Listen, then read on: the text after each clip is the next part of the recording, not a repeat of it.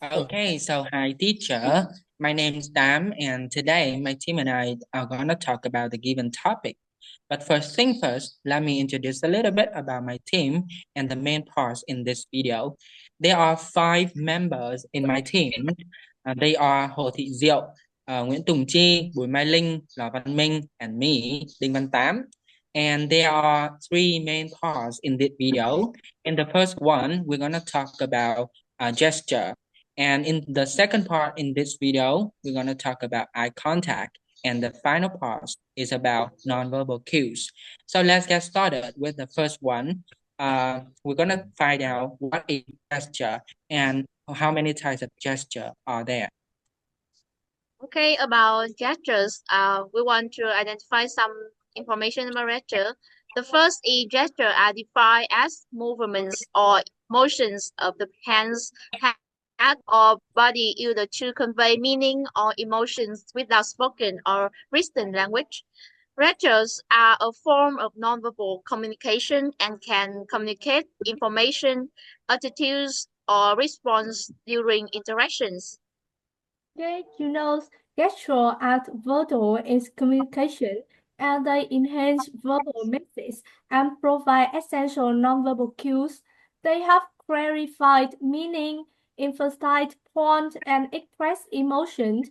They add depth to communication, fostering better understanding and emotional connection. So now we move the type of gesture. Okay, about the types of gesture, we want to identify some main type of gesture. The first are in some situation. The first, when you can't hear your friend's voice, you can do that. I didn't hear. Place your open hand behind your ear, with the palm facing forward and fingers slightly curved, as if trying to amplify sound. This gesture indicates that you are having trouble hearing and invites the other person to speak louder or more clearly. This gesture is widely understood across culture as a way to signal difficulty in hearing. It's usually perceived as polite and effective for promoting someone to adjust their speaking volume. And in the second situation, when you want a child to come to your side, you can do that. Extend your hand with the palm facing up and curve the finger inwards repeatedly to signal come here. In some cultures, the palm might face downward instead, especially in parts of Asia. This gesture is this gesture is commonly understood across many cultures as a way to invite someone closer, but the palm orientation may vary by region. In Western culture, the palm up version is typical, while some Asian cultures use the palm down version to avoid conveying a sense of authority. So the next one is when your friends have just walked into the class to take an important examination and you need to wish her good luck. You like that? And this gesture across the fingers and is commonly used in the Western cultures to wish someone good luck. And next one is when somebody has asked you a question and you don't know the answer. You like that? And this gesture, struggling your sound and raise your hands in a I don't know the gestures, and it's a universal gesture to indicate uncertainty or lack of knowledge. So next, the situations. When you want to tell your friend that the lecture is boring, you can act like this. Rolling your eyes or tapping your fingers on the desk in boredom. So rolling your eyes or forgetting with your hands can be an expression of disinterest or boredom, commonly used to convey dissatisfaction with the situation. And when you signal to your friend that the person on the phone is talking too much, you need to like act. To holding the hand to the mouth, motioning to shut up, or making a talking motion with the hands. It means the gesture indicates the person is talking too much, and you are signaling that conversation needs to end or quiet down. And the next situation, you are ready to enter a restaurant. When you notice that a simple dinner costs almost $25, you need to like act. It means this gesture is used to express surprise or shock, in this case, about high cost of dinner. So in this second part of the video, we're gonna present some general ideas about eye contact. So the tip and the most effective way to connect with people is to look them in the eyes. I'm willing to bet that you have heard this quotation once or maybe more times in your life. And this is a popular saying that highlights the powerful effect of eye contact in the conversations. But what exactly is eye contact? Well, eye contact occurs when two people look at into the eyes simultaneously. And this is a very simple form of nonverbal communication, but it can convey a wide range of emotions and intentions as well. In reality, eye contact can play a vital role in communication because it can foster trust and connection between speakers. It demonstrates active listening, engagement, and making the other in a conversation feel like valued and understood. Moreover, maintaining eye contact can convey confidence and sincerity, and then it can create a more open and honest conversation and dialogue. However, it's really essential to find the right balance because too much too much eye contact may be like imitating, while too little can be like come off as untrustworthy. So by measuring the art of eye contact, you can enhance significantly your qualities of conversation. So there are some types of eye contact in nonverbal communication, but there are two main types. So I will mention two main types first. There are direct and indirect eye contact. So direct eye contact involves looking straight into another person's eyes for a continuous or extended period during communication. It often indicates a higher level of engagement, interest, or emotion. So, for example, when I talk with my friends, I will act like this. During the talk, I gaze my eyes at Ming. So in contrast, indirect eye contact is when a person avoids direct eye contact, direct eye-to-eye connection, but may still look in general directions of the other person.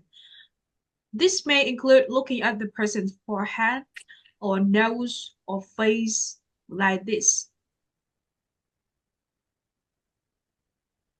Okay, about the next types of eye contact, I want to identify intermittent or moderate eye contact.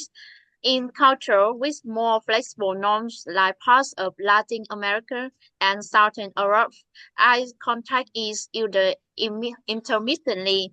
People may maintain eye contact for shorter periods, breaking it, verify, and return to it like that. Mm. Intermittent eye contact allow communication to appear polite without being intense or overwhelming. The next type is a downward gaze. In many cultures where hierarchy is important, especially in parts of Asia, the Middle East, and Africa, looking down when speaking to someone in a higher social position, like an elder or superior, conveys respect and submissiveness. The downward gaze is often used by younger people or subordinates to demonstrate their acknowledgement of the social hierarchy. Okay, so now we move the next type is excessive eye contact. We start at someone for too long without breaking eye contact, often seen as intense. They can come across as aggressive or intrusive, may make the other people uncomfortable or convey dominance, depend on the contact like this. And the next one is a brief eye contact. That's you making quick, fleeting eye contact. They can signal uncertainty, sadness, or disinterest. Sometimes brief eye contact is used as a way of showing politeness without engaging fully, like this. And for the upward glances like this, it's looking upwards can indicate thinking, searching for the right words, or remembering something is a common gesture when someone is reflecting or trying to recall information. And the next one is sideways eye contact like this. Sideways eye contact, also known as side eyes, involve looking at someone from the corner of the eyes. It can indicate suspicion, disapproval, or even playfulness in certain contexts. And in this very final part of this video, we're gonna talk about nonverbal cues. So, nonverbal cues are an essential part of human communication. I mean, it can convey more meaning than the words alone. And they are just the way we express our feelings, our thoughts, and our attitudes without spoken language. And these cues may include something like gesture, body language, and tone of voice, or something like that. So, nonverbal cues, as you know, play a crucial role in cross-cultural communication because they convey emotions and intentions that words alone may not fully express. In situations where language barriers exist, cues like eye contact, gestures, tones of voice, and physical distance help to build understanding and trust. Additionally, being aware of and adapting to each culture's nonverbal norms not only prevents misunderstandings but also demonstrates respect and cultural sensitivity, laying a solid foundation for cooperative and friendly relationships between individuals from diverse backgrounds. Okay, about some types of nonverbal cues, we want to identify five main types. The first is gesture. Gesture are identified as movement or emotion of the hands, head, or body used to convey meaning or emotions without spoken or written language. Um, um, Hands motion alone can convey many meaning. Come here, go away, it's okay, and that's offensive. Thus, a few examples. The gesture for these phrases often differ across cultural. For example, beckoning people to come with the palm up is common in the English-speaking countries. This same gesture in Vietnam, the Philippines, Korea, and parts of Latin Americans, as well as other countries, is considered rules in only an animal would be beckoned with the palm up. And the second is facial expression. Facial expression carry a meaning. Thus, determined by situation and relationship. For instance, in the Anglicis culture, the smile is typically an expression of pleasure. Yes, it also has other functions. Arguments smile at a police officer do not carry the same meaning as the smile she gives to a young child. A smile may show affection, convey politeness, or disguise true feeling. It's also a source of confusion across culture. For example, many people in Russia consider smiling at strangers in public to be unusual and even suspicious behavior. About next part. Uh, okay. So next type is posture. How we are personal. Our body can signal confidence, openness, or defensive. For instance, stand tall without back signal confidence, while crossing arms may indicate discomfort or defensive. So next one is eye contact. The amount of eye contact can communicate the interest, attentiveness, or in some case, discomfort and avoidance. Cultural difference play a signal roles in interpreting eye contact. And the last one is a tone of voice. While not strictly a physical form of nonverbal communication, tone, pitch, volume, and pace of speech provide important cues about how something is being said. A warm, friendly tone can signal comfort and openness, while a soft or monotone voice might suggest anger, indifference, or boredom. So that's all about the formations of gestures, eye contact, and as well as nonverbal cues. That's our group wanted to share with you today. So thank you for listening.